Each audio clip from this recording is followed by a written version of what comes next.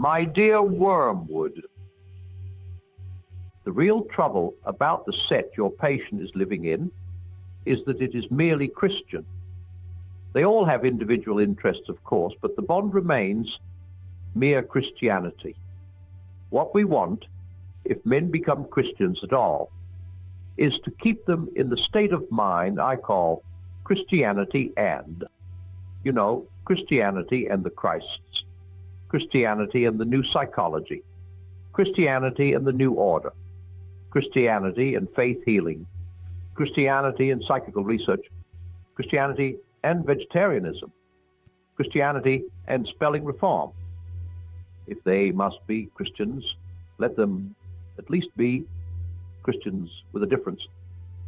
Substitute for the faith itself some fashion with a Christian coloring. Work on their horror of the same old thing. The horror of the same old thing is one of the most valuable passions we have produced in the human heart, an endless source of heresies in religion, folly in counsel, infidelity in marriage, and inconstancy in friendship. The humans live in time and experience reality successively. To experience much of it, therefore, they must experience many different things. In other words, they must experience change. And since they need change, the enemy, being a hedonist at heart, has made change pleasurable to them, just as he has made eating pleasurable. But since he does not wish them to make change any more than eating an end in itself, he has balanced the love of change in them by a love of permanence. He has contrived to gratify both tastes together in the very world he has made by that union of change and permanence, which we call rhythm. He gives them the seasons, each season different, yet every year the same, so that spring is always felt as a novelty, yet always as the recurrence of an immemorial theme. He gives them in his church a spiritual year. They change from a fast to a feast, but it is the same feast as before. Now, just as we pick out and exaggerate the pleasure of eating to produce gluttony, so we pick out this natural pleasantness of change and twist it into a demand for absolute novelty. This demand is entirely our workmanship. If we neglect our duty, men will be not only contented, but transported by the mixed novelty and familiarity of snowdrops this January, sunrise this morning, plum pudding this Christmas. Children, until we have taught them better, we'll be perfectly happy with a seasonal round of games in which conkers succeed hopscotch as regularly as autumn follows summer. Only by our incessant efforts is the demand for infinite or unrhythmical change kept up. This demand is valuable in various ways. In the first place, it diminishes pleasure while increasing desire. The pleasure of novelty is by its very nature more subject than any other to the law of diminishing returns, and continued novelty costs money, so that the desire for it spells avarice or unhappiness or both. And again, the more rapacious this desire, the sooner it must eat up all the innocent sources of pleasure and pass on to those the enemy forbids, thus by inflaming the horror of the same old thing. We have recently made the arts, for example, less dangerous to us than perhaps they have ever been, lowbrow and highbrow artists alike being now daily drawn into fresh and still fresh excesses of lasciviousness, unreason, cruelty, and pride. Finally, the desire for novelty is indispensable if we are to produce fashions or vogues. The use of fashions in thought is to distract the attention of men from their real dangers. We direct the fashionable outcry of each generation against those vices of which it is least in danger, and fix its approval on the virtue nearest to that vice which we are trying to make endemic. The game is to have them all running about with fire extinguishers whenever there is a flood, and all crowding to that side of the boat, which is already nearly gunwale under. Thus we make it fashionable to expose the dangers of enthusiasm at the very moment when they are all really becoming worldly and lukewarm, a century later, when we are really making them all Byronic and drunk with emotion. The fashionable outcry is directed against the dangers of the mere understanding. Cruel ages are put on their guard against sentimentality, feckless and idle ones against respectability, lecherous ones against puritanism.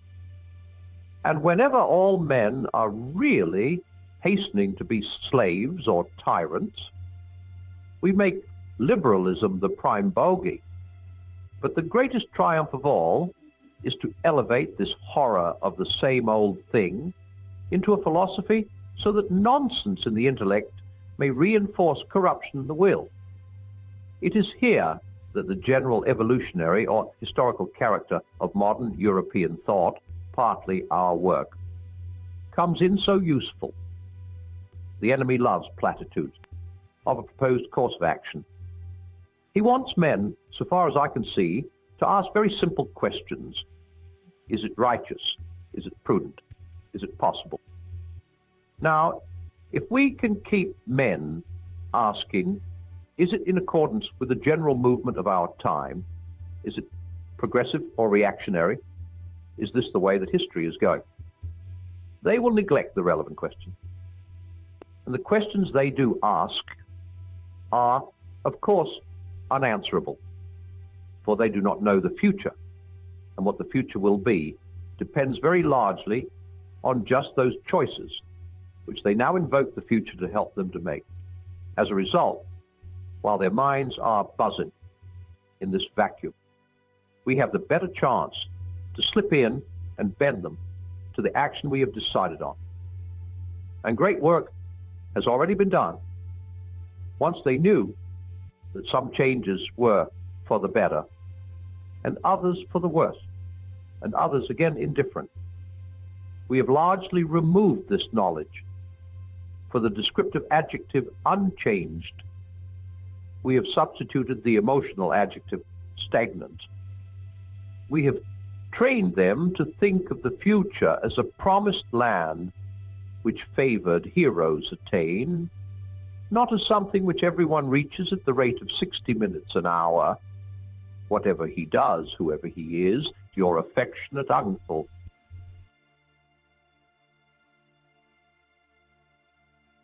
My dear Wormwood, yes, courtship is the time for sowing those seeds which will grow up 10 years later into domestic hatred.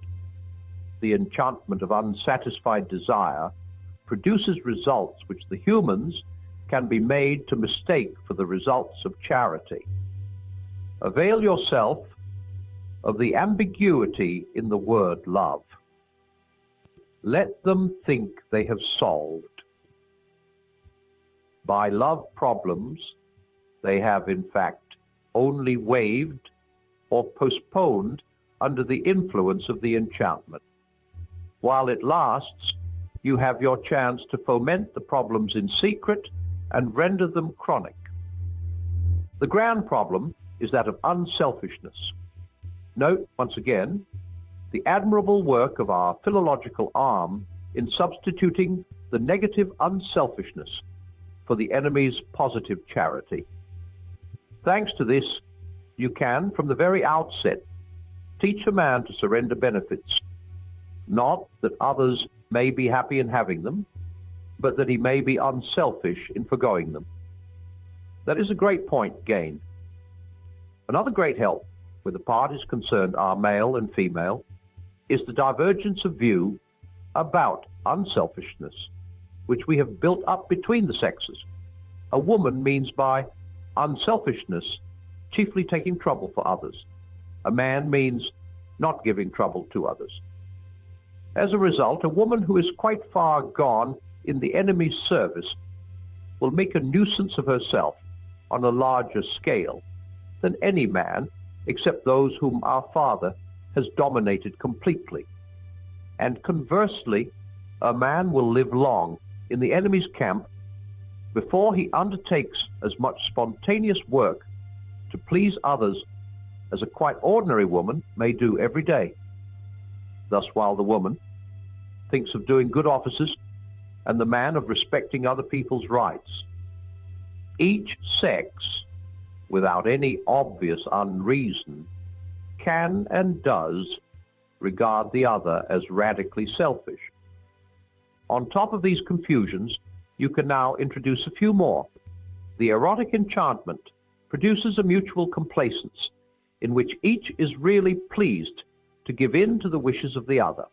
They also know that the enemy demands of them a degree of charity, which, if attained, would result in similar actions. You must make them establish as a law for their whole married life that degree of mutual self-sacrifice, which is at present sprouting naturally out of the enchantment, but which, when the enchantment dies away, they will not have charity enough to enable them to perform. They will not see the trap, since they are under the double blindness of mistaking sexual excitement for charity and of thinking that the excitement will last.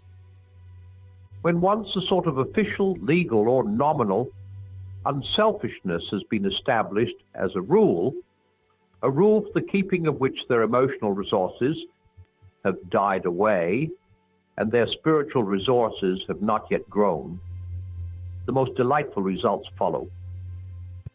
In discussing any joint action, it becomes obligatory that A should argue in favor of B's supposed wishes and against his own, while B does the opposite. It is often impossible to find out either party's real wishes. With luck, they end by doing something that neither wants, while each feels a glow of self-righteousness and harbors a secret claim to preferential treatment for the unselfishness shown and a secret grudge against the other for the ease with which the sacrifice has been accepted. Later on, you can venture on what may be called the generous conflict illusion. This game is best played with more than 2 players, in a family with grown-up children, for example. Something quite trivial, like having tea in the garden, is proposed. One member takes care to make it quite clear, though not in so many words, that he would rather not, but is, of course, prepared to do so out of unselfishness. The others instantly withdraw their proposal, ostensibly through their unselfishness, but really because they don't want to be used as a sort of lay figure on which the first speaker practices petty altruisms. But he is not going to be done out of his debauch of unselfishness either. He insists on doing what the others want. They insist on doing what he wants. Passions are roused. Soon someone is saying, "Very well then, I won't have any tea at all," and a real quarrel ensues with bitter resentment on both sides. You see how it is done? If each side had been frankly contending for its own real wish, they would all have kept within the bounds of reason and courtesy. But just because the contention is reversed and each side is fighting the other side's battle, all the bitterness which really flows from thwarted self-righteousness and obstinacy and the accumulated grudges of the last 10 years is concealed from them by the nominal or official unselfishness of what they are doing, or at least held to be excused by it. Each side is indeed quite alive to the cheap quality of the adversary's unselfishness and of the false position into which he's trying to force them. But each manages to feel blameless and ill-used itself, with no more dishonesty than comes natural to a human. A sensible human once said, If people knew how much ill-feeling unselfishness occasions, it would not be so often recommended from the pulpit. And again, she's the sort of woman who lives for others. You can always tell the others by their hunted expression. All this can be begun even in the period of courtship. A little real selfishness on your patient's part is often of less value in the long run for securing his soul than the first beginnings of that elaborate and self-consciousness unselfishness, which may one day blossom into the sort of thing I have described. Some degree of mutual falseness, some surprise that the girl does not always notice just how unselfish he is being, can be smuggled in already. Cherish these things. And, above all, don't let the young fools notice them. If they notice them, they will be on the road to discovering that love is not enough. The charity is needed and not yet achieved, and that no external law can supply its place. I wish Slum Trimpet could do something about undermining that young woman's sense of the ridiculous. Your affectionate uncle.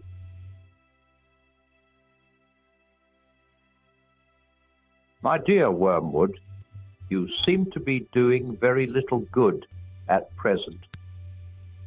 The use of his love to distract his mind from the enemy is, of course, obvious. But you reveal what poor use you are making of it when you say that the whole question of distraction and the wandering mind has now become one of the chief subjects of his prayers. That means you have largely failed. When this or any other distraction crosses his mind, you ought to encourage him to thrust it away by sheer willpower and to try to continue the normal prayer as if nothing had happened. Once he accepts the distraction as his present problem and lays it before the enemy and makes it the main theme of his prayers and his endeavors, then, so far from doing good, you have done harm. Anything, even a sin, which has the total effect of moving him close up to the enemy, makes against us in the long run. A promising line is the following: now that he is in love, a new idea of earthly happiness has arisen in his mind, and hence a new urgency in his purely petitionary prayers about this war and other such matters. Now is the time for raising intellectual difficulties about prayer of that sort. False spirituality is always to be encouraged. On the seemingly pious ground that praise and communion with God is the true prayer, humans can often be lured into direct disobedience to the enemy, who, in his usual flat, commonplace, uninteresting way, has definitely told them to pray for their daily bread and the recovery of their sick. You will, of course, conceal from him the fact that the prayer for daily bread, interpreted in a spiritual sense, is really just as crudely petitionary as it is in any other sense. But since your patient has contracted the terrible habit of obedience, he will probably continue such crude prayers whatever you do. But you can worry him with the haunting suspicion that the practice is absurd and can have no objective result. Don't forget to use the heads I win, tails you lose argument. If the thing he prays for doesn't happen, then that is one more proof that petitionary prayers don't work. If it does happen, he will, of course, be able to see some of the physical causes which led up to it, and therefore it would have happened anyway. And thus, a granted prayer becomes just as good a proof as a denied when the prayers are ineffective. You, being a spirit, will find it difficult to understand how he gets into this confusion, but you must remember that he takes time for an ultimate reality. He supposes that the enemy, like himself, sees some things as present, remembers others as past, and anticipates others as future. Or even if he believes that the enemy does not see things that way, yet in his heart of hearts, he regards this as a peculiarity of the enemy's mode of perception. He doesn't really think, though he would say he did, that things as the enemy sees them are things as they are. If you tried to explain to him that men's prayers today are one of the innumerable coordinates with which the enemy harmonizes the weather of tomorrow, he would reply that then the enemy always knew men were going to make those prayers, and if so, they did not pray freely, but were predestined to do so.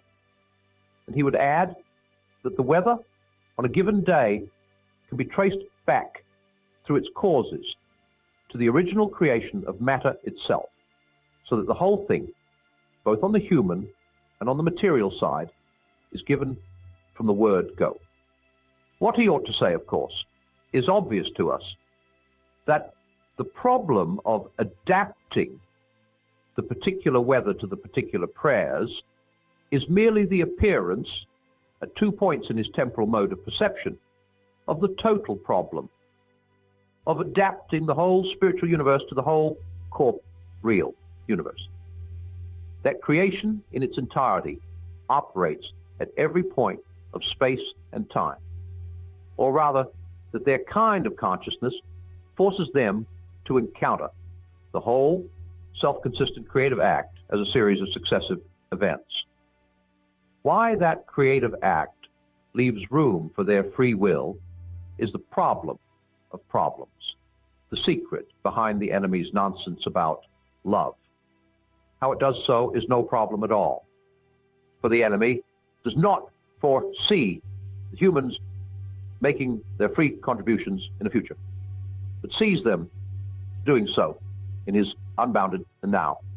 And obviously, to watch a man doing something is not to make him do it. It may be replied that some meddlesome human writers, notably Boethius, have let this secret out. But in the intellectual climate which we have at last succeeded in producing throughout Western Europe, you needn't bother about that. Only the learned read old books, and we have now so dealt with the learned that they are of all men the least likely to acquire wisdom by doing so.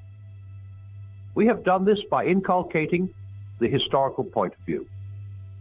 The historical point of view, put briefly, means that when a learned man is presented with any statement in an ancient author, the one question he never asks is whether it is true. He asks who influenced the ancient writer, and how far the statement is consistent with what he said in other books, and what phase in the writer's development or in the general history of thought it illustrates, and how it affected later writers, and how often it has been misunderstood, especially by the learned man's own colleagues, and what the general course of criticism on it has been for the last 10 years, and what is the present state of the question. To regard the ancient writer as a possible source of knowledge, to anticipate that what he said could possibly modify your thoughts or your behavior, this would be rejected as unutterably simple-minded. And since we cannot deceive the whole human race all the time, it is most important thus to cut every generation off from all others. For where learning makes a free commerce between the ages, there is always the danger that the characteristic errors of one may be corrected by the characteristic truths of another. But thanks be to our Father and the historical point of view, great scholars are now as little nourished by the past as the most ignorant mechanic who holds that history is bunk. Your affectionate uncle.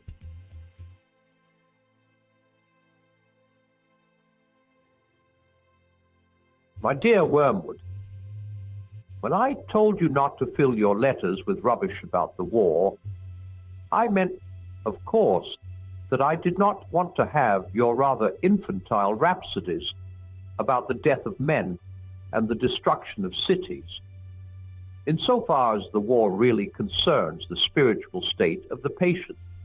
I naturally want full reports, and on this aspect you seem singularly obtuse.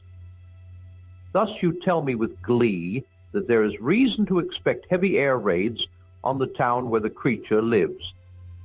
This is a crying example of something I have complained about already, your readiness to forget the main point in your immediate enjoyment of human suffering.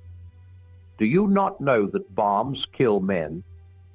Or do you not realize that the patient's death at this moment is precisely what we want to avoid? He has escaped the worldly friends with whom you tried to entangle him.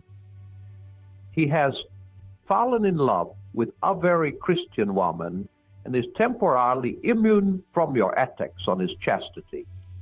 And the various methods of corrupting his spiritual life, which we have been trying, are so far unsuccessful. At the present moment, as the full impact of the war draws nearer, and his worldly hopes take a proportionately lower place in his mind, full of his defense work, full of the girl, forced to attend to his neighbors more than he has ever done before, and liking it more than he expected, taken out of himself, as the humans say, and daily increasing in conscious dependence on the enemy, he will almost certainly be lost to us if he is killed tonight. This is so obvious that I'm ashamed to write it. I sometimes wonder if you young fiends are not kept out on temptation, duty too long at a time, if you are not in some danger of becoming infected by the sentiments and values of the humans among whom you work. They, of course, do tend to regard death as the prime evil and survival as the greatest good. But that is because we have taught them to do so. Do not let us be infected by our own propaganda. I know it seems strange that your chief aim at the moment should be the very same thing for which the patient's lover and his mother are praying, namely, his bodily safety. But so it is. You should be guarding him like the apple of your eye. If he dies now, you lose him. If he survives the war, there is always hope. The enemy has guarded him from you through the first great wave of temptations. But if only he can be kept alive, you have time itself for your ally. The long, dull, monotonous years of middle-aged prosperity or middle-aged adversity are excellent campaigning weather. You see, it is so hard for these creatures to persevere. The routine of adversity, the gradual decay of youthful loves and youthful hopes, the quiet despair, hardly felt as pain, of ever overcoming the chronic temptations with which we have again and again defeated them, the drabness which we create in their lives, and the inarticulate resentment with which we teach them to respond to it, all this provides admirable opportunities of wearing out a soul by attrition. If, on the other hand, the middle years prove prosperous, our position is even stronger. Prosperity knits a man to the world. He feels that he is finding his place in it, while really it is finding its place in him. His increasing reputation, his widening circle of acquaintances, his sense of importance, the growing pressure of absorbing and agreeable work, build up in him a sense of being really at home in earth, which is just what we want. You will notice that the young are generally less unwilling to die than the middle-aged and the old. The truth is that the enemy, having oddly destined these mere animals to life in his own eternal world, has guarded them pretty effectively from the danger of feeling at home anywhere else. That is why we must often wish long life to our patients. 70 years is not a day, too much for the difficult task of unraveling their souls from heaven and building up a firm attachment to the earth. While they are young, we find them always shooting off at a tangent. Even if we contrive to keep them ignorant of explicit religion, the incalculable winds of fantasy and music and poetry, the mere face of a girl, the song of a bird, or the sight of a horizon, are always blowing our whole structure away. They will not apply themselves steadily to worldly advancement, prudent connections, and the policy of safety first. So inveterate is their appetite for heaven that our best method at this stage of attaching them to earth is to make them believe that earth can be turned into heaven at some future date by politics or eugenics or science or psychology or whatnot. Real worldliness is a work of time, assisted, of course, by pride, for we teach them to describe the creeping death as good sense or maturity or experience.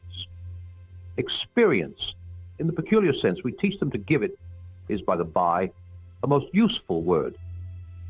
A great human philosopher nearly let our secret out when he said that where virtue is concerned, experience is the mother of illusion.